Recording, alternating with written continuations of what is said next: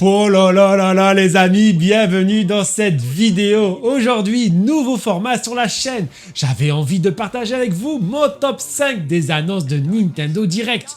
Alors que les éditeurs tiers ont largement assuré le spectacle, Nintendo de son côté avait gardé sa petite surprise de fin de conférence. Mais je vais être honnête avec vous. Malgré quelques grosses annonces, j'ai encore l'impression que Nintendo est passé à côté de quelque chose. Mais ça, on va en parler au bout d'un moment. Dis-moi en commentaire quel est le jeu que vous retenez, que tu retiens de ce Nintendo Direct. Et c'est parti, allons ensemble découvrir mon top 5.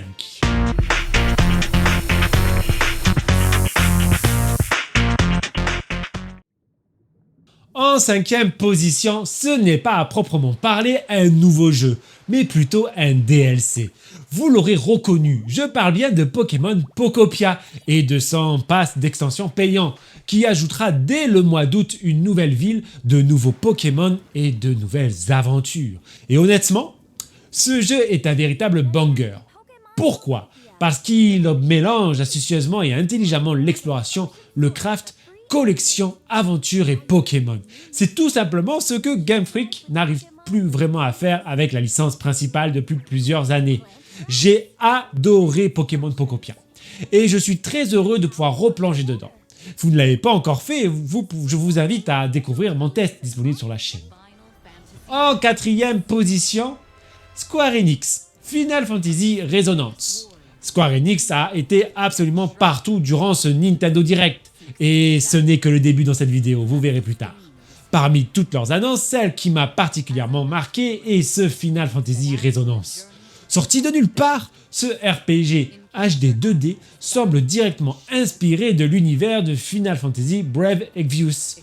On y retrouvera de nombreux héros emblématiques de la saga, dans des combats tour par tour ultra dynamiques. Mais au-delà du gameplay, c'est surtout le retour à une formule Final Fantasy plus classique qui me plaît.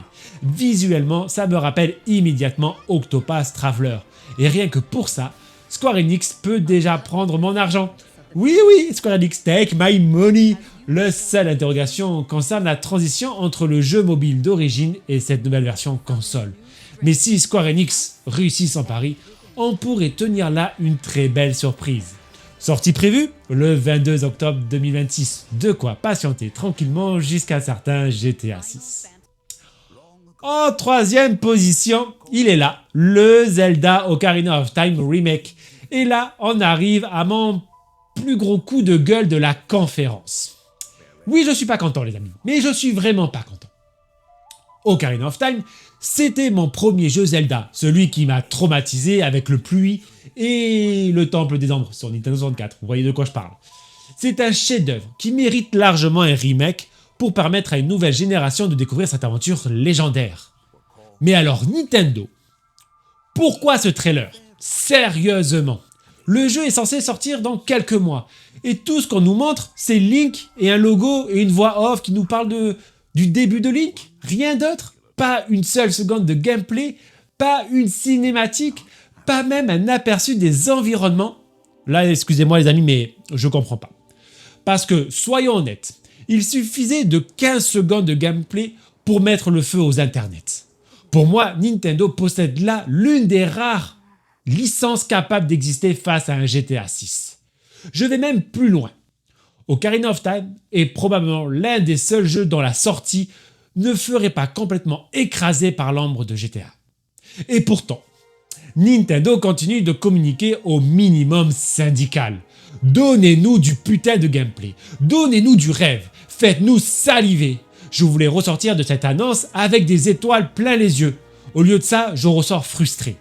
Et c'est pour cette raison que je ne peux pas monter plus haut dans mon classement Zelda Ocarina of Time Remake. Passons maintenant à la tête du podium en deuxième position.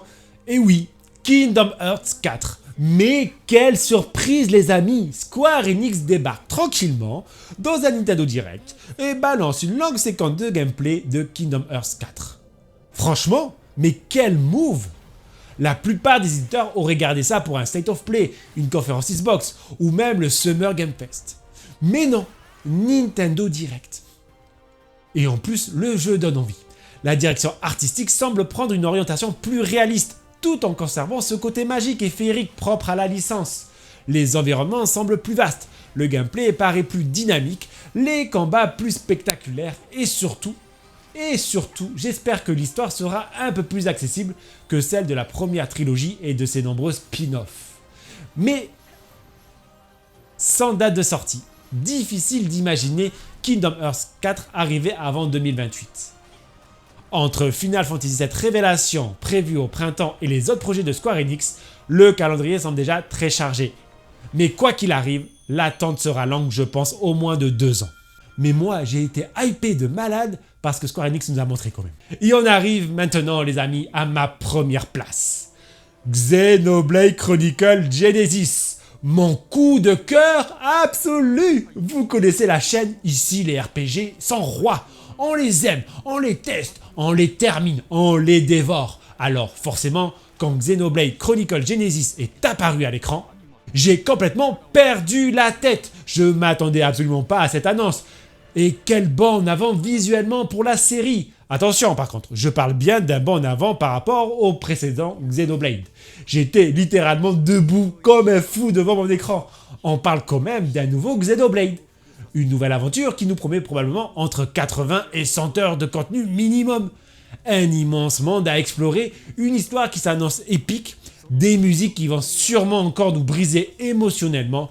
Alors oui, certains archétypes, et on l'a vu dans la bande-annonce, de personnages semblent toujours présents, un peu niais. Mais honnêtement, je m'en fous complètement. J'ai immédiatement adhéré à la proposition. Pour moi, c'est LE jeu du direct. Sortie prévue pour 2027. Et l'attente va être très longue pour moi. Voilà qui conclut mon top 5. Mais bien sûr, on ne passe pas à côté des autres annonces. La trilogie Kingdom Hearts sur Switch 2. Les remasters des 3 Xenoblade Chronicles qui arrivent avec un up graphique et du contenu nouveau pour chaque épisode. Splatoon Riders, Fire Emblem, Dragon Quest Monster, et ouais, un nouveau Dragon Quest Monster extraordinaire. Duke's Blood, dont on n'a rien vu encore une fois. Métaphore ReFantasio sur Switch 2. Tant d'annonces qui, honnêtement, m'ont donné envie encore de jouer à la Switch 2. Même si, pour la plupart, on est d'accord, c'est des ressorties de jeux qui étaient déjà sortis sur PS5 ou Xbox. Mais c'est pas grave. Honnêtement, moi je suis hype de fou par ce Nintendo Direct.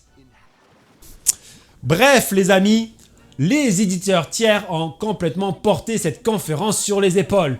Et c'est justement ce qui me laisse un petit goût étrange en bouche. Parce que finalement, la conférence a été excellente grâce aux partenaires de Nintendo, surtout Square Enix.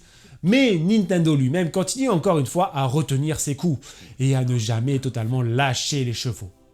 Malgré tout, ça reste une très belle conférence avec énormément de jeux à surveiller et de beaucoup de cœur. Maintenant, toi, derrière ton écran, dis-moi en commentaire quel a été ton jeu préféré de ce Nintendo Direct. On se retrouve très bientôt pour une nouvelle vidéo. D'ici là, prends soin de toi mon ami et surtout, comme d'habitude, bon jeu à tous.